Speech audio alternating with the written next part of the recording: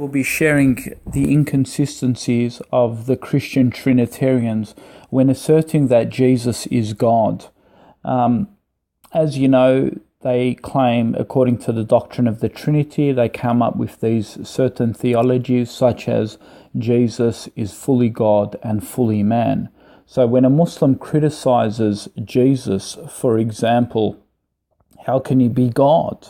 As the Christians claim, Jesus, he ate food, he slept, he got tired, he was killed. He showed so many flaws in his nature. So, God doesn't do any of those things. So therefore, how can Jesus be God? The Christian will always appeal to the human nature of Jesus Christ and say, hang on, Jesus has both the divine nature and the human nature. So when Jesus, for example, felt sick, or he got tired, or he was killed, or he didn't know when the hour was, this is due to Jesus' human nature. So they try and do this get out card. But then I'm going to demonstrate to you how their arguments are inconsistent, because when we look at the human nature of Jesus Christ, Christians, even by his very human nature, try to testify that he's God. Because as you know, Christians say Jesus didn't sin. Now, one wouldn't obviously question the divine nature, because obviously the divine nature won't sin. He won't even think about sinning. But then what about the human nature? Did the human nature sin according to Christians? All Christian apologists will say, no, not even the human nature of Jesus sinned. And you'll see there's a Christian called Dennis. He goes on to say, for example, Mary was the mother of Jesus, but Jesus didn't take over any genetical mistakes which Mary might have had. So Jesus is the image of God, like Adam was, he argues, and he says, but we all have free will. Adam chose to disobey God. Jesus remained faithful till the end.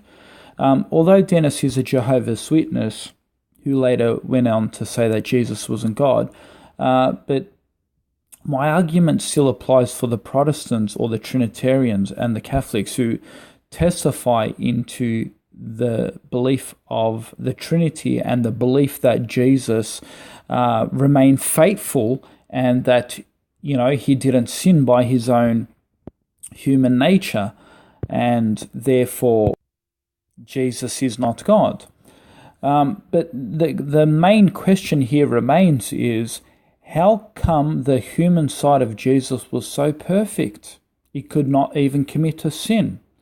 And B, so how come Jesus' human side is as great as the divine side? Christians can't really explain this. Christians tell us the human nature of Jesus had flaws, yet we are told the human nature was so perfect it could withstand sin. Some Christian apologists will say, it was, the human nature of Jesus who could have the possibility to sin, but he didn't.